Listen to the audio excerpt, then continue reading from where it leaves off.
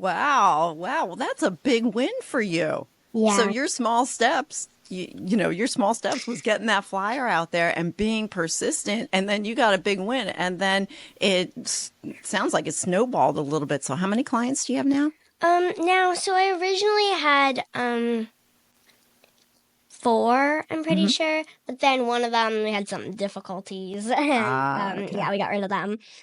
So now I have, three, I Now you're guess. down to three. Yeah, Yeah. because Well, my one of my second client, they got another puppy, so now mhm. Joey and Jasper are my most common clients because I walk them together and stuff. Welcome to the Small Steps, Big Wins podcast. I'm dedicated to helping you take control of your life. Together, we'll explore practical tips, expert advice, and inspiring stories to help you overcome obstacles and achieve your goals. Making small changes is possible and can lead to big results. Are you ready? Let's go do this. Well, Small Steps, Big Wins family, I have the honor of having 12-year-old Miss Emery McLean in the studio today. Her dad, Michael McLean, was on my podcast a few months ago, and I learned about Emery through his daily newsletter. And the more I learned, the more excited I became, and I thought, I have got to have her on the podcast. She also has her own podcast called The Emery McLean Show, and after listening, and I love it. After listening to it, I realized she is so much more than that. So she also is an entrepreneur as well, and an artist, and she rides horses.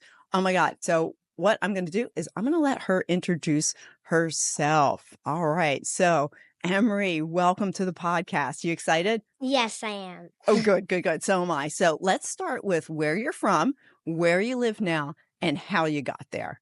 All right. I'm from Canada. I live in Ontario in a small town near Ottawa called Perth. Now I'm in Florida, but I still live in Canada half the year.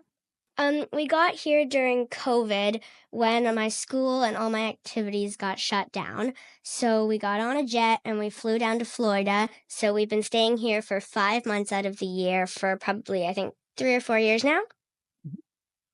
Do you like that? Do you like Yes, going I back do. and forth? Are you used Yeah, to it's it? awesome. Oh, is Mhm. it? Yeah, yeah. Because it's cold up there in Canada, right? Yeah, it's cold in the winter and warm in the summer. Yeah, Our yeah. summer is kind of Florida winter temperature. Yeah, yeah, I see that. And do you have friends in both places then? Yes. So I have lots of friends back in Canada and we've known each other forever. And Right. here I have a few friends, except my friends are mostly dogs here because of, like, my dog walking and stuff. Ah, okay. Well, wait a minute. Let's go into your dog walking. You want to talk about that? Oh, yeah, sure. Yeah. Okay. All right. So I mentioned it in the beginning that you're an entrepreneur. So talk about your dog walking business and how it started and where it's at now. Yeah. So I've always loved dogs. I have my own dog. His name is Clifford, and he is 11, almost 12. Oh. And so I was thinking I really wanted to make some money so I can, like, buy stuff for myself and I don't have to ask my parents. So I made this flyer. I drew it with, like, markers and pencils and stuff, selling dog walking. I called it Emery's Dog Walking Company. And I passed out the flyers with my dad. I put them a little bit under people's doormats. So when they came Mhm. out, they would see them under the doormat. And after a little while, I had a few clients, and I started off charging only $5 for a walk. This year I charged $10. Recently I was actually dog sitting our Mhm. neighbor's dog. She's blind and deaf and 16, Oh, and so wow. it's kind of difficult because we couldn't take her out because she was a little scared. But I made $100 doing that. So Wow. yeah. How does it make you feel? Well, how did you feel when you got your first client? Do you remember? I was really excited because I spent a long time passing out those flyers and nobody was, like, responding or anything. We had a couple people without pets text my mom saying we love the flyers, but we don't have any pets. So that my first client was really exciting. And I Yeah. went right over and walked her, and yeah. Oh, that's great. Well, how long did you get discouraged in the beginning? A little Um, bit?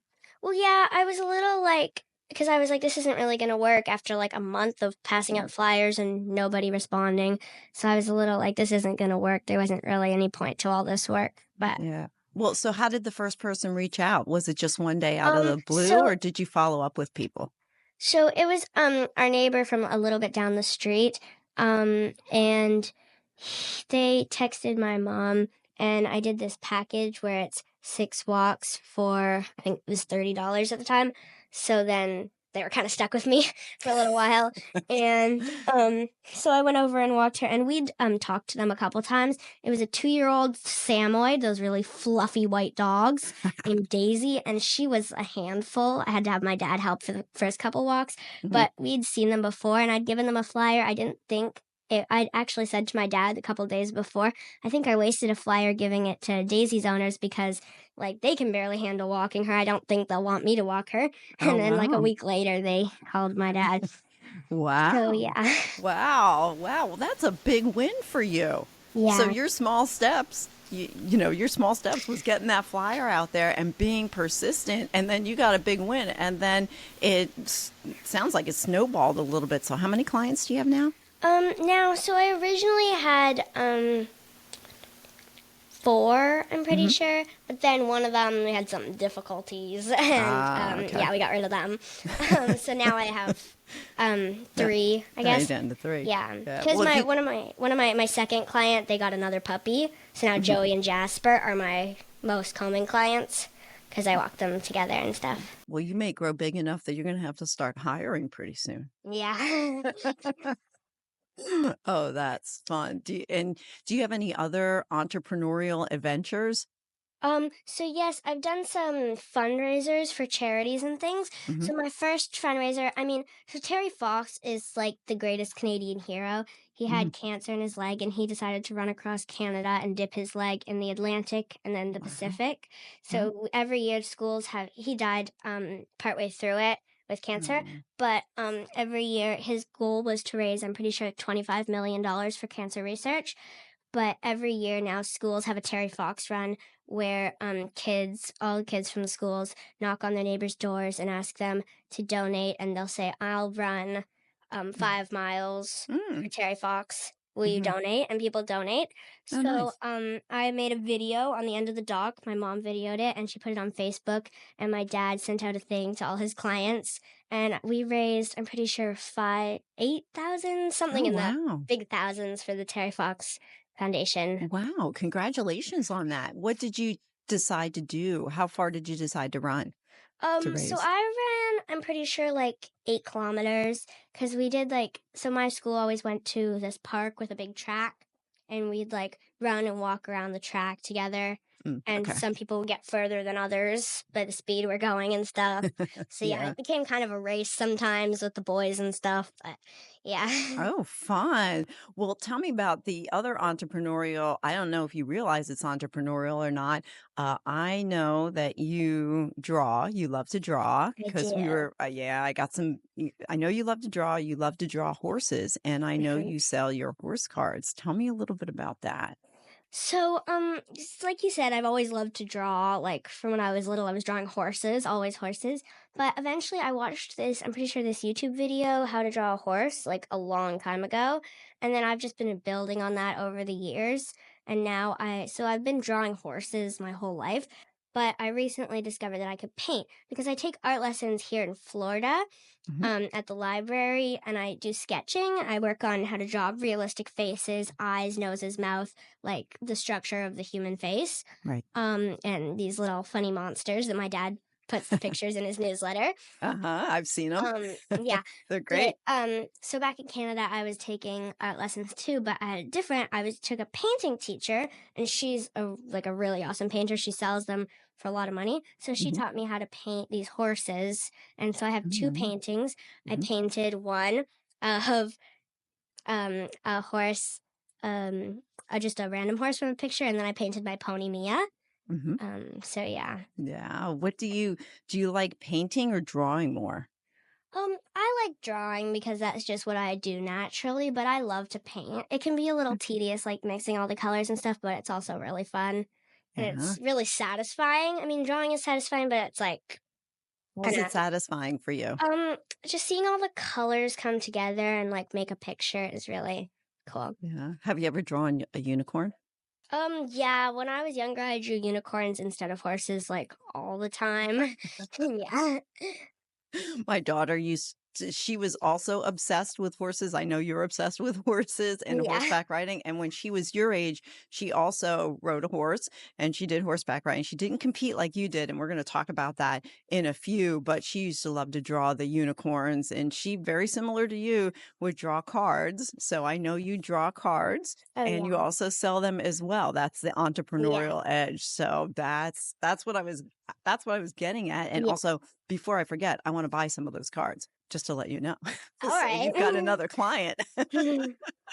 And let's talk about horse riding since we're on horses here. So you've been riding since you're very young, and your horse's name is Mia. And Mhm. in Florida, very recently, you had a competition with some frustrating results, right? Yeah. Mhm. Will you talk about that and let people know what happened? Because it's not what happened that it matters.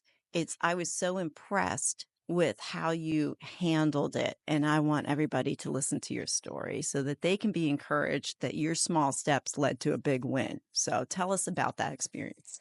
Okay, so we brought Mia down from Canada. We trailered her all the way across the country and we're boarding her at a barn down here. So we did that so me and Mia can compete in big shows and stuff because before, I mean, I've been riding since I was 5 and 6, so probably 7 or 8 years.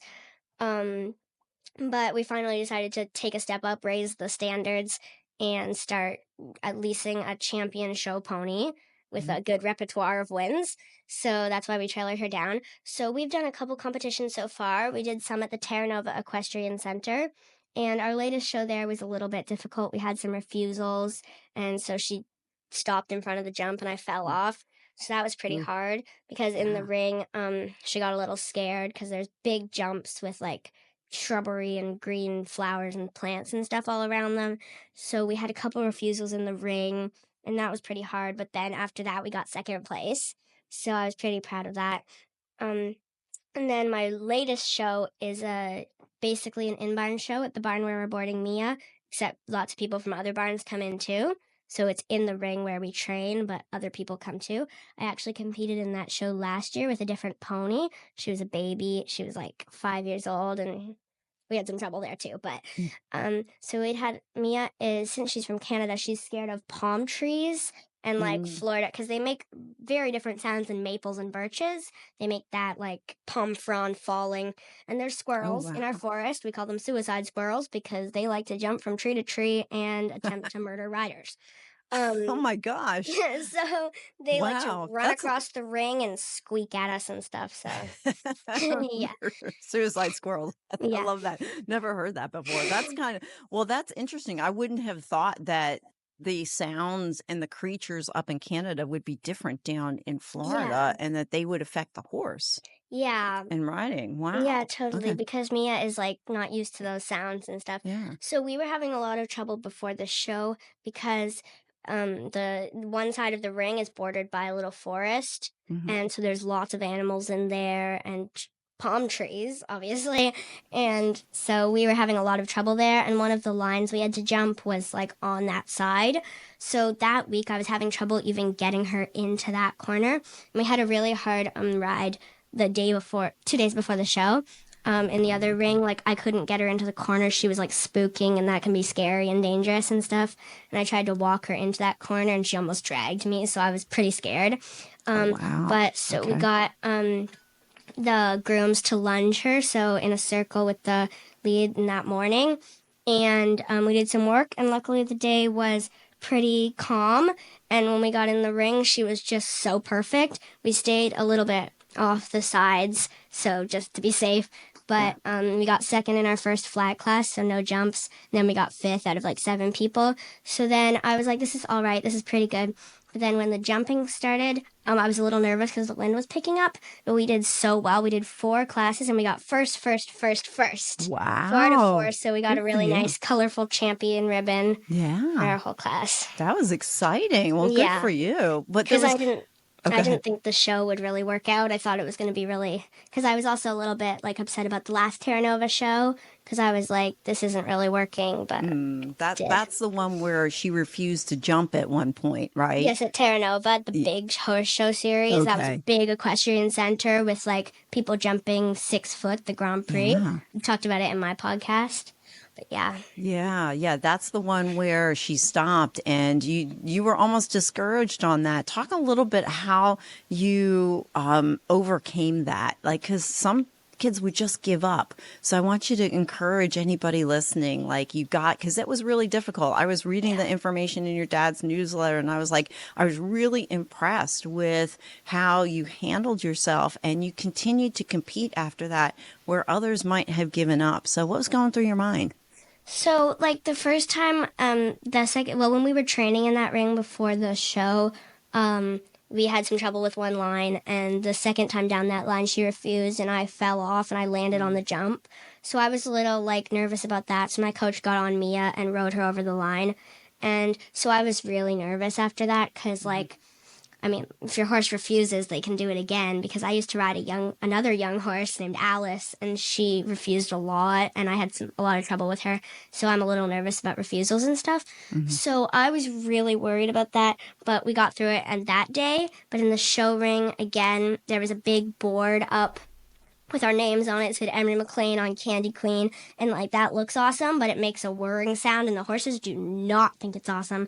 And our first jump was really near that big board, and so Mia was kind of scooting her butt around and like a little nervous. And then when we got to the jump, she stopped. So that was kind of a moment of like, oh my goodness, I'm gonna die.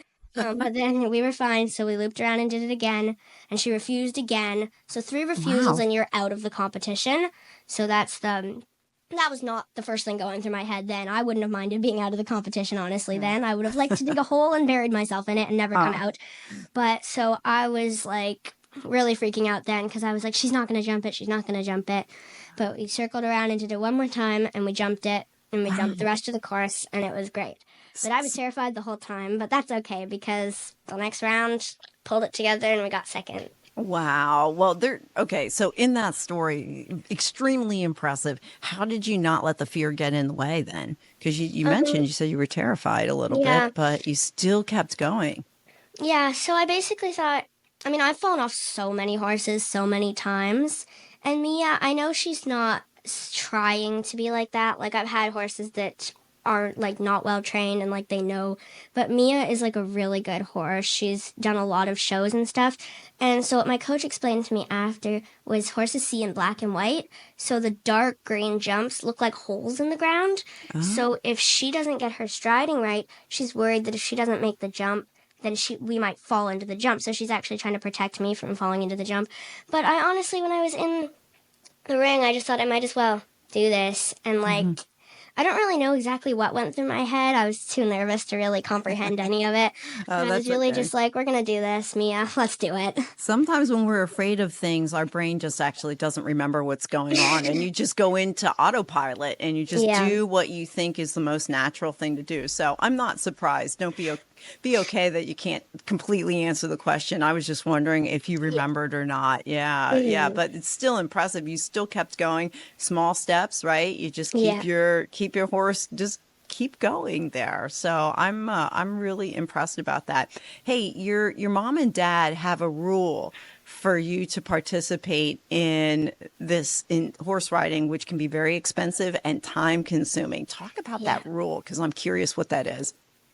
The rule is that I always work hard when I'm riding because, like you said, it's a lot of money and I can't go to a lot of things because I have riding.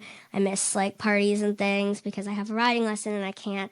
I mean, the same thing with theater, which we'll talk about later. But it's just to always like really work hard, and if it doesn't work out, then just keep going and keep trying.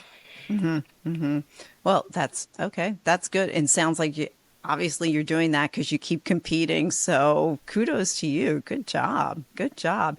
Let's talk about theater and acting and art. Since you mentioned it, let's go into there. And then I do want to talk about your podcast too. So let's not forget about that. But we're having a great conversation. So acting and art goes along with that as well.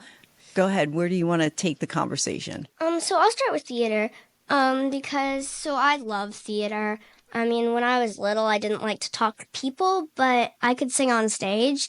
When I was like 3 at my kindergarten, when we did a performance, I would not sing at all in all of our rehearsals, and the teachers thought I would just stand there, and I just sang super loudly in the actual performance. So ever since then, I just loved being on stage, the exhilaration of hearing the crowd on opening night, just being backstage and hearing them all and hearing the opening announcements, welcome to the show, all that, and just the way to be someone else, be someone else, act like someone else, and I really feel like that person when I'm acting. So that's just one of my 2 favorite things, horses and acting. So right now I'm in a play, Jesus Christ Superstar. I have a performance tonight. I had one yesterday and 2 tomorrow. Tomorrow is the finale. So yeah, that's going to be awesome. I think we're sold out the next couple of days, and it's really...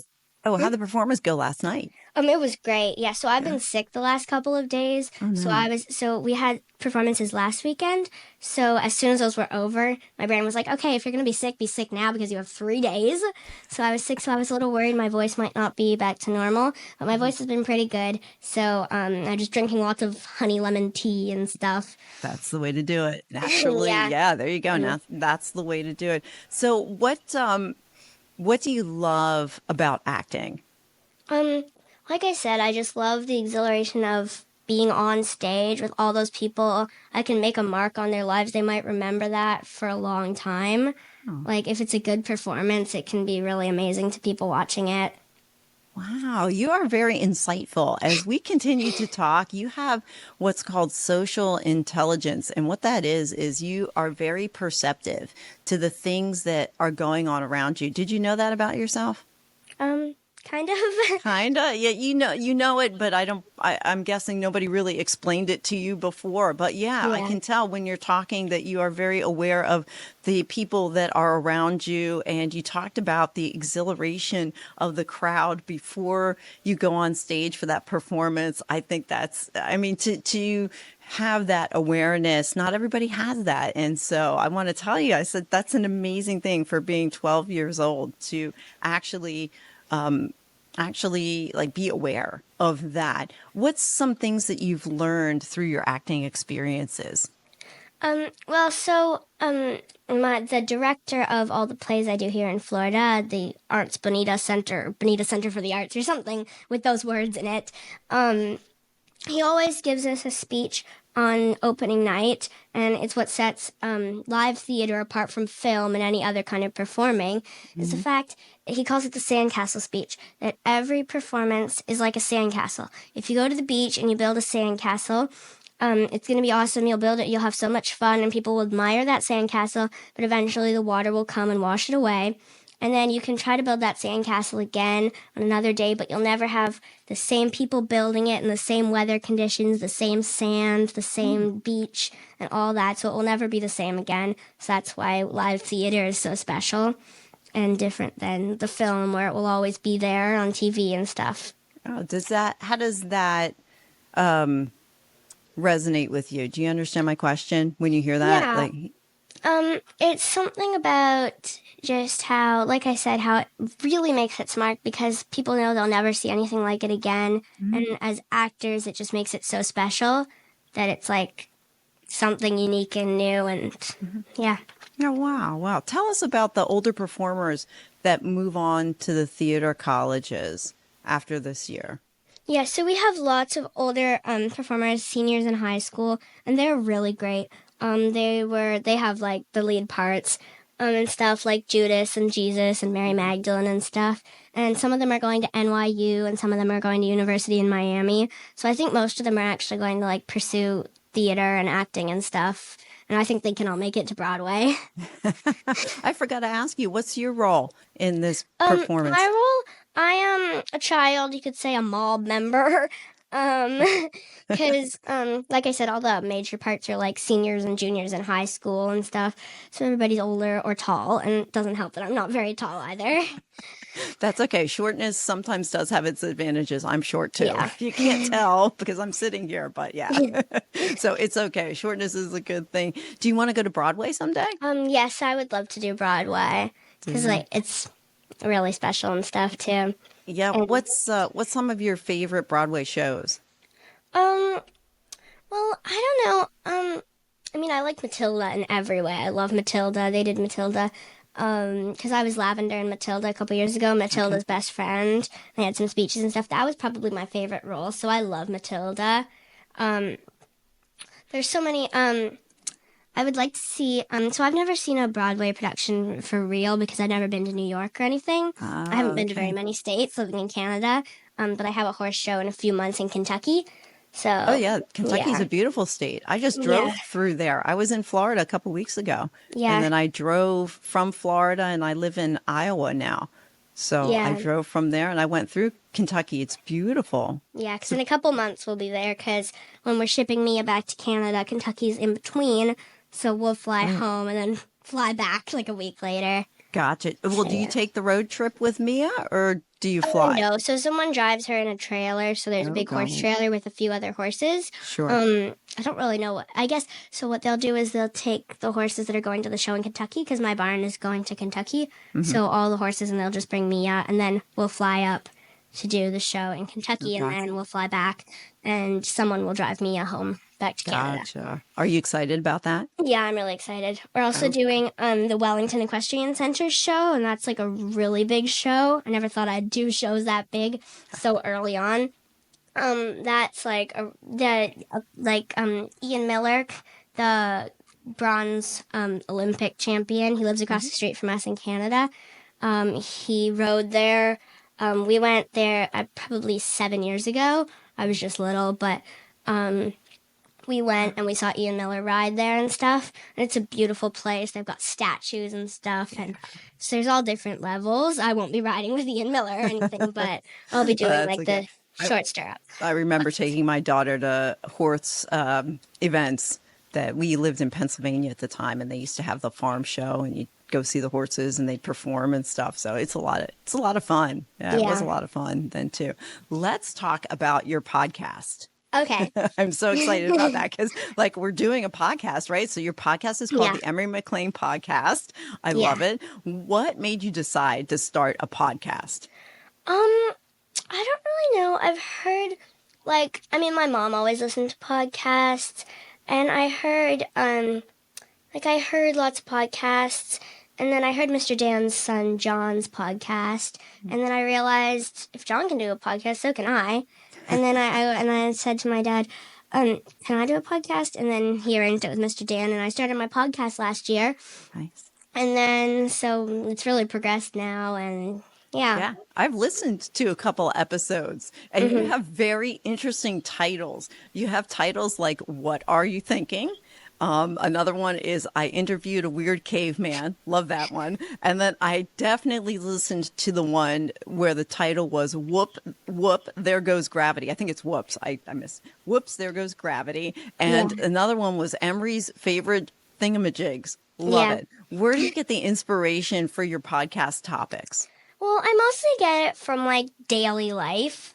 So the Whoops, There Goes Gravity was from when I had that fall a couple weeks ago when I fell because my dog dragged me through the sidewalk. Oh, my word. So, yeah, when I saw all that blood dripping down my knee, I thought, first thing, well, not the first thing, but one of the things that came to mind was podcast. And when I showed up to Mr. Dan's bandages wrapped around my leg, I was like, this is perfect. It's something interesting. So, and then the other things, like, what are they thinking? Like, the weird things adults do and stuff, just comes to mind when I'm sitting there writing things. Like, I was doing my brainstorm ideas for podcast, and I was just thinking, and Mr. Dan was back in the kitchen dunking his face in a bowl of ice water, and I was like, boom! This is so weird, and there has to be so many more weird things that adults do.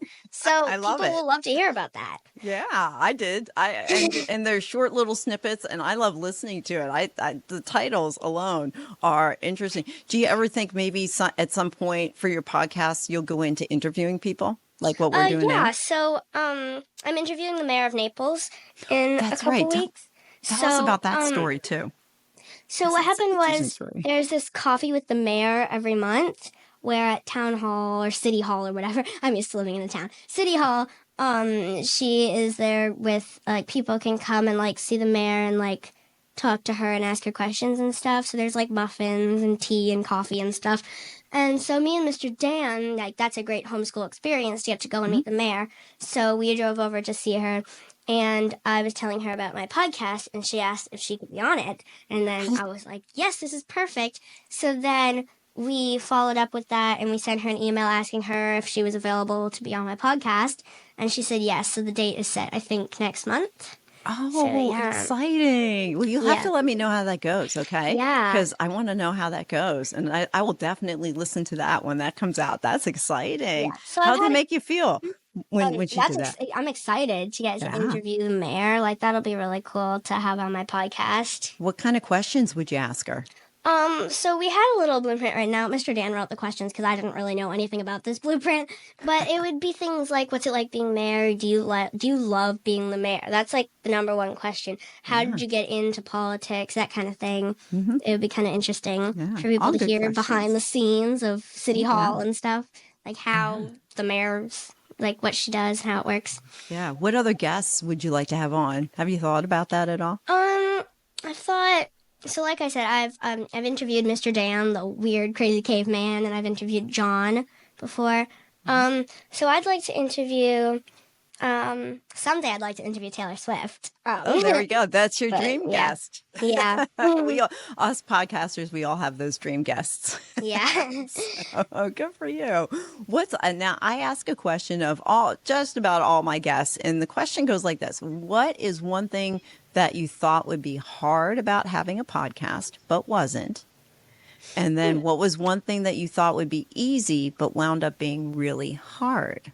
You can answer that how you like. So when I started on my podcast, I didn't think I could really do any of it. Mr. Dan just set up the computer and said, okay, talk. Now, my first episode of the Emery McLean show, he actually said he would not publish, and he said just talk. A week later, it was on Spotify, so I was like, okay. Anyway, but, so what I thought would be hard would be forming all, like, the stories and stuff, like getting all those stories. I mean, I have a pretty interesting life, but like, You do. so yeah, and something that I thought would be easier would be like, I mean, I guess I thought the same things would be hard that I thought would be easy, just like mixed around together, like getting topics I thought might be hard, and like thinking of or it might be easy, sorry, getting topics would be easy, and maybe like finding jokes. I haven't really found many jokes to put on my podcast. But I feel like that's just not that important. Yeah, that's okay. Yeah. Podcasts evolve too. And the more Yeah. you do, the better you get at them. Did somebody tell you that too? Yeah. Yeah. So, but yours are actually pretty good. You have, how many episodes do you have? Do you know? I think I have 19. Wow. That's Yeah. great. That's great. Do you have a number you want to hit? Not necessarily. I just love podcasting, so I think I'll just keep going until. Oh, good for you. Yeah. Good for you. Well, you know what? You mentioned that you're homeschooled. Yes. So do you want to answer a couple questions on that one? Sure. Okay. All right. So tell me about your homeschooling experience or your schooling experience and where you're at today. Okay. So, since I was 2.5 years old, I've gone to Montessori. So, I went to this little, I call it CASA, which was basically kindergarten with kids 2.5 to 5. And those kids are the kids in my class in Montessori back in Canada right now, because I go to Montessori in Canada and I'm homeschooled, well, privately tutored, as Mr. Dan likes to say it here. But so back in Canada, most of those kids I've known since we were like literally 2 years old. So there's 25 kids in my school right now. And I've been the oldest in the school since 3rd grade. Now I'm not the oldest anymore. There's one kid that's older than me, but she came like 3 years ago, so she's like, she wasn't there the whole time. But, so she and I are the only 7th graders in the school. Next year we're expanding to a grade 7-8 program where we can get like high school credit, like 1 high school credit and stuff. So that's really awesome. So I love that school. We just got a new school building because our original school was in the floodplains, and even though it only floods every 100 years, it's still Yeah, it still anyway. lived it anyway. But Yeah, so we had to next year move. will be the 100th year, right?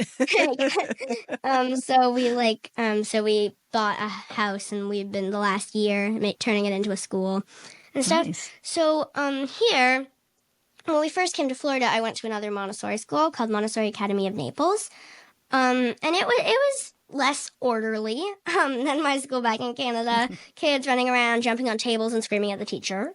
Anyway, but it was so it was good for like 2 years, but then all my friends moved to different schools. They started going to private schools like the First Baptist Academy and stuff.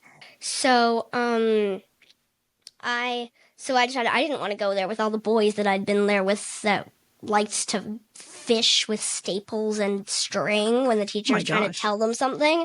Yeah, that doesn't sound like a good experience. And no, so it was all right. I learned some stuff there. Yeah. It was an okay school. They just didn't have very much control over the kids. You know what I like about you? You find the positive in things, and you're always smiling. Do you know that that's a superpower? Do you know that? Not really. I didn't mean to throw you on your train of thought, but I wanted to capture that at the moment. Yeah. That's a superpower that you have. I love it. I absolutely love it. Now, I forgot my question. No, I didn't forget my question. Here we go. Did you know that I homeschooled my kids? Did you know that? No, I didn't. Yeah, I did. So I'm very familiar with what you're talking about. So it is a lot of fun. What do you like about homeschooling, or at least your schooling arrangements? Well, I like that, being homeschooled with Mr. Dan. I mean, I have, like, a little more freedom. Like, if I have a horse show, like, we can, like, reschedule and stuff. Like, with theater, I mean, with my Montessori school, I had that, too, because, like, theater, there was a couple kids in my school that were in the plays with me. Like, a couple of my friends that did the plays back in Canada for me. So we all got, like, we would get, like, a day off. So I still get, like, some time off and stuff when I have, a competition or a play or something. So it's just a little more flexibility. Like, you can't do this because you have school, but, like, I have a little more flexibility with this. So like I was saying, when we first came to Florida, I started with Mr. Dan. We started along, like, 4 years ago, with just my dad put me on a Zoom call with Mr. Dan. I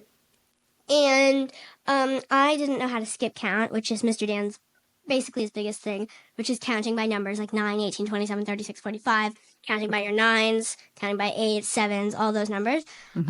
So when I started off, we spent a whole, like, hour session counting by 9s, and I just didn't get it. But there's rules that Mr. Dan has figured out to each one. So counting by 9s is as add 10 minus 1. So 9, 18, 27, 36, 45, 54, and so on.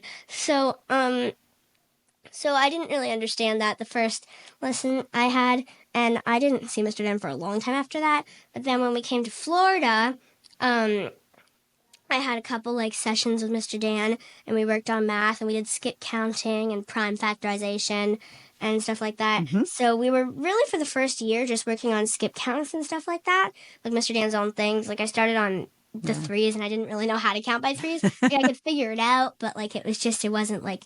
And then Mr. Dan had me doing them backwards and stuff. Oh, wow. And so I started off with just 2 hours a day at Mr. Dan's house in the afternoon. But then after that, we decided to do full day, 6 hours a day at Mr. Dan's house, which was last year. So me and Mr. Dan did, like, memory work, 2 hours of math. Wow, We did 2 hours of math. That's a we long went time. to the library. Wow. We did juggling. We do a lot of things that don't happen in average schools. Like I said, juggling, Rubik's Cube. Fun. I figured out how to solve the Rubik's Cube a couple weeks ago. So that was pretty cool. Oh, yeah, that's neat. I don't know if you know this. I used to teach math. So when you're talking about the skip counting, I was a math teacher a long time ago. So when you talk about the skip counting, that's pretty cool. I know what he's doing while he does that. Yeah. That's cool. What's the most challenging about schooling for you? Something challenging is... I don't really know. I mean... We do a lot of everything here.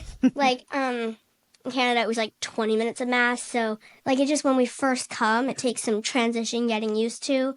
like, wow, I go from 20 minutes of math to 2.5 hours of math. But it's kind of awesome.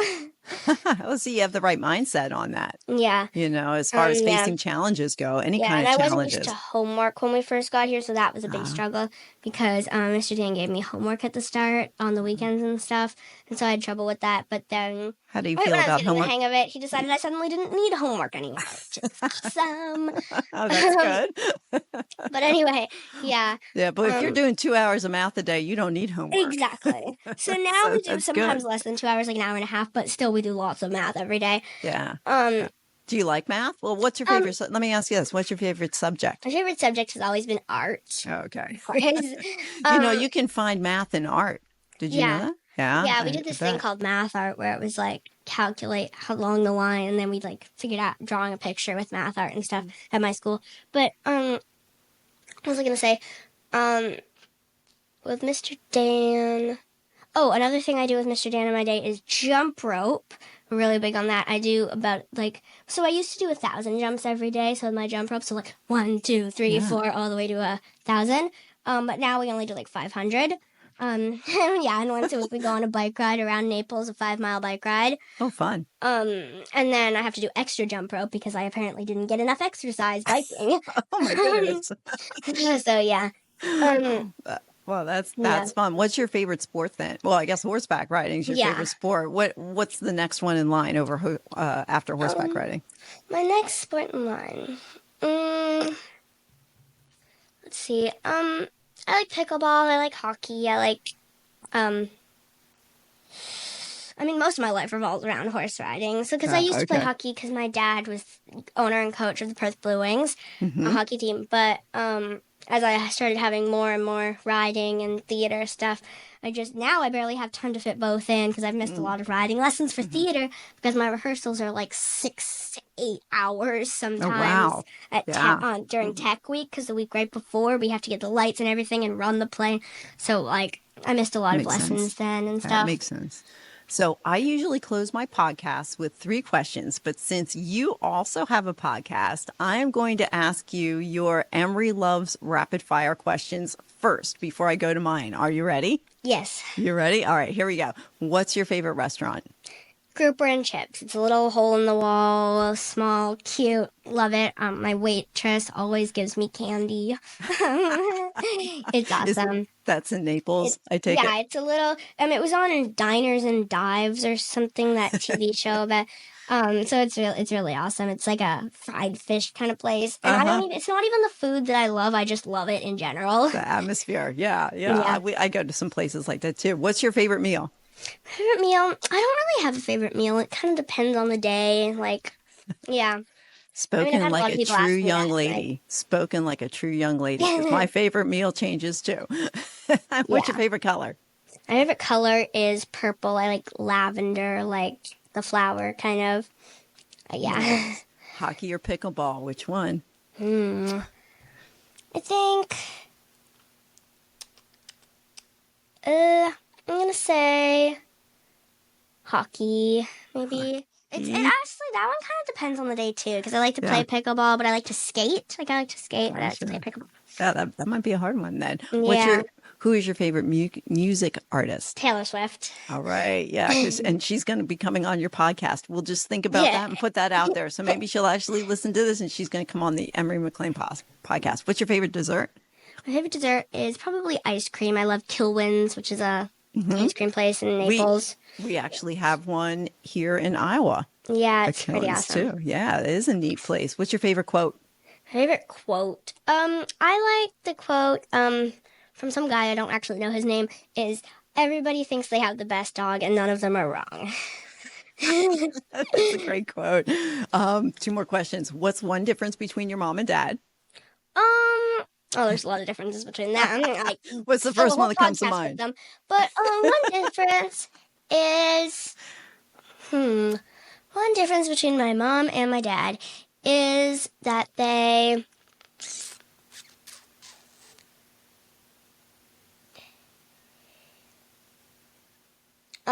my mom likes to never mind. You don't have to answer it if you don't want to.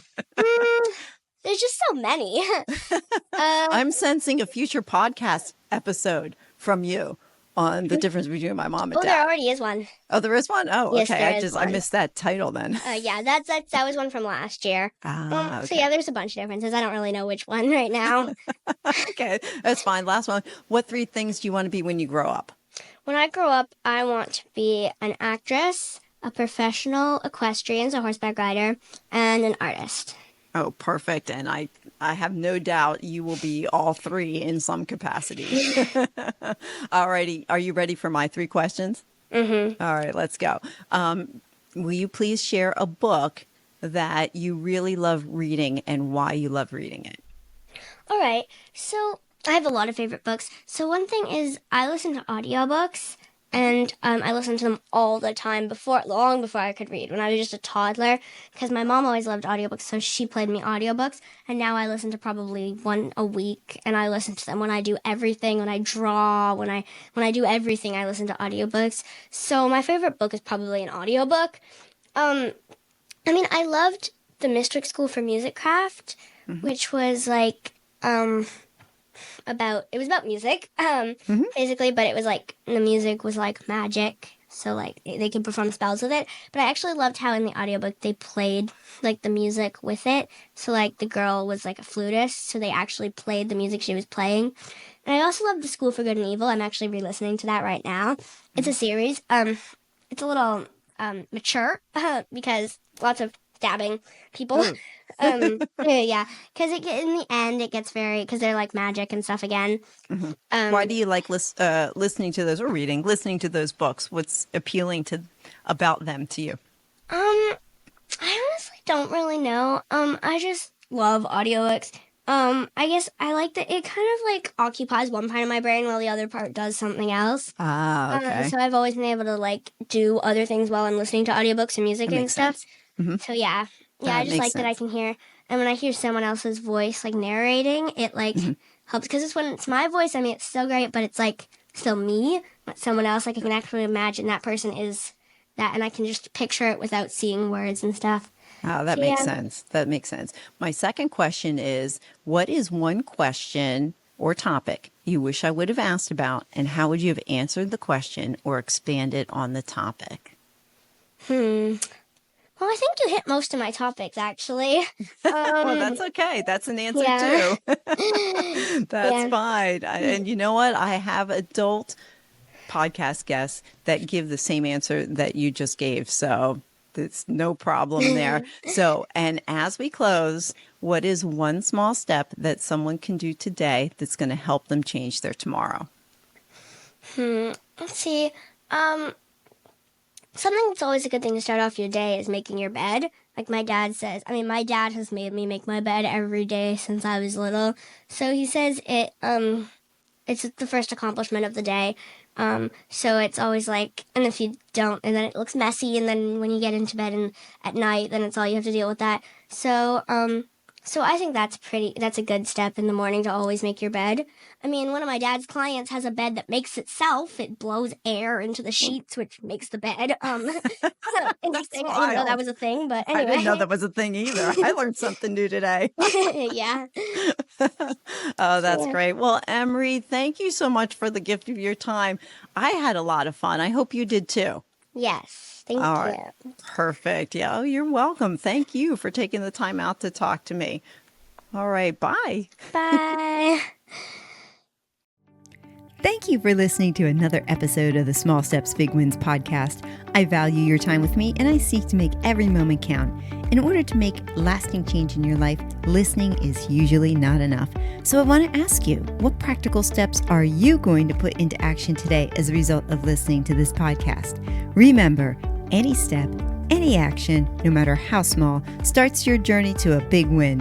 And if you're not sure where to get started, reach out to me and let's have a conversation. Until next time, love yourself, then love others. Peace.